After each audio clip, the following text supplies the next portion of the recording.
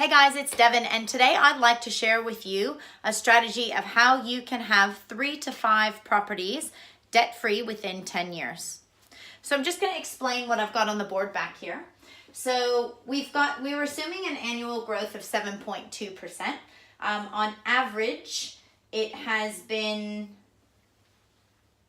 8% compounding over the last 10 years and 10% compounding over the last 20 years. So this is quite a conservative figure.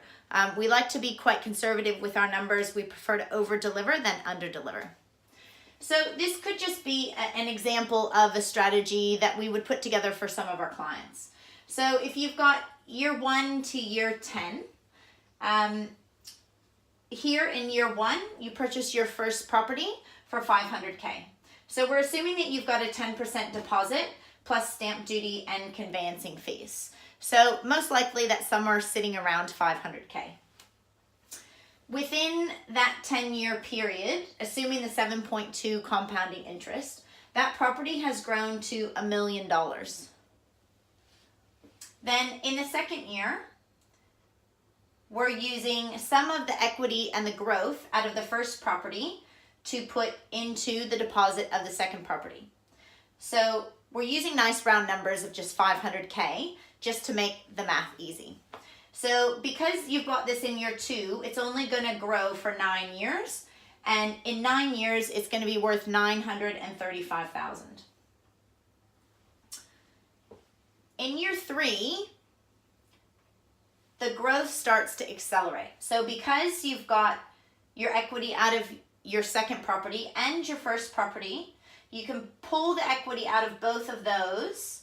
And quite often, most of our clients in year 3 are purchasing 2 properties because there's quite a lot of equity from choosing the right stock.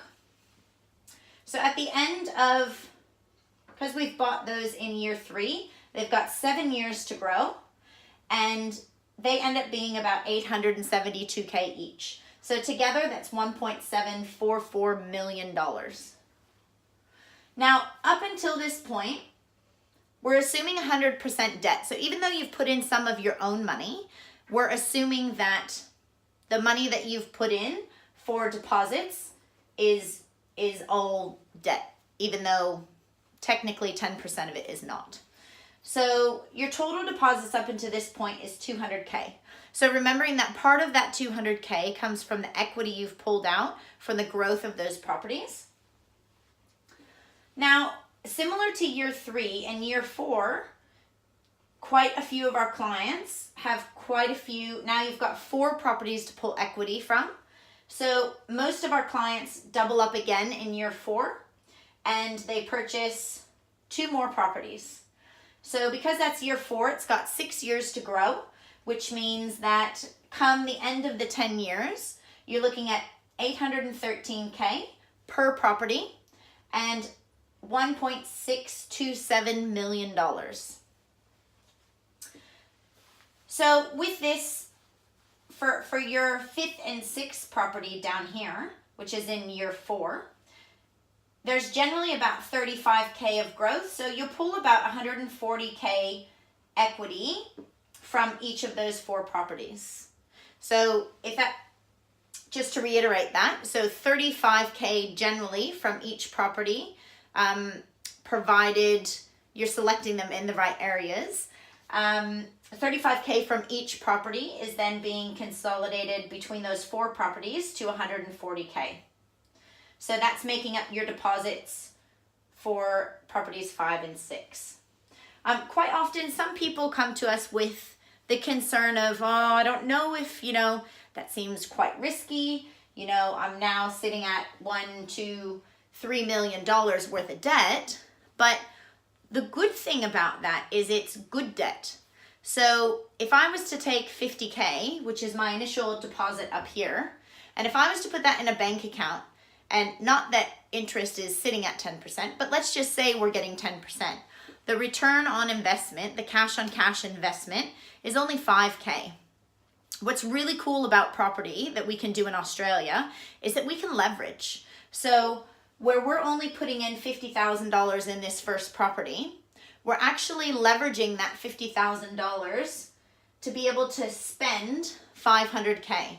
So the 500K is working for you at a 10% return is $50,000. So do you see the massive difference in being able to leverage? It's pretty cool. So at this point, people choose to do a couple different things. All of these properties, by the way, we'd never suggest that people buy negative cash flow properties. So negative gearing is the ability to get tax write-offs from the government for providing housing. The government does this because they don't want to produce all the housing for the loads of immigrants that are coming into Australia and to meet the housing demands. So instead, they figure, well, if we subsidize property investors, they're going to take care of their own retirement. They figured out that they're not going to be able to provide for everyone.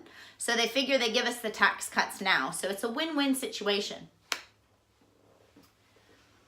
So if we look at this scenario, come year 4, we've got $3 million worth of debt and $5.3 million in our portfolio and $2.3 million of growth. So do you see how great compounding is? Like, it really, really is very, very powerful. So there's quite a few options in this scenario. Some people choose to hold it for another year. If we were to hold just this portfolio of 6 properties just for one more year, it would make an extra $400,000. So you could do multiple things at this stage. You could hold your portfolio and you could just keep on compounding that interest, the equity in the properties. While that equity is compounding, your rents are also going up, which means that your loan to value ratio, the amount of debt you have, is going down. Or some people choose to sell a couple of them and consolidate and pay their debt down. But ultimately, like, even if we say in 10 years' time that rent is sitting at about $1,000 a week, if you even choose to sell down 3 of these properties, you'd be able to pay off the other 3, and you'd be sitting with 3 properties debt-free, providing $3,000 worth of passive income for you in 10 years. That's pretty amazing. This is the effects of compound interest. Another thing I'd like to point out to you is sometimes we have people that go, oh, I'm not quite ready right now, but I'll do it next year. So I just want to point out in the numbers how much financially that costs you to hold off till next year. So where we've got the $5.3 million property portfolio, that extra year has made that person another $400,000. There's a client that I've spoken to whose mom has a property, and 30 years ago, she only paid $10,000 for that property. If you were to purchase that today, you could put it on a credit card. Imagine what property is going to be worth 10 years from now. And if you wait, will you be able to get in the market? Because the property prices keep going up. So what I'd encourage you to do is just reach out. Feel free to organize a one-on-one, and we can go through your own personal circumstances and see if something like this would suit your current circumstances or work in a plan that works for you. That's what we do. I hope you've learned a lot out of this. It's been great sharing it, and I look forward to speaking to you soon.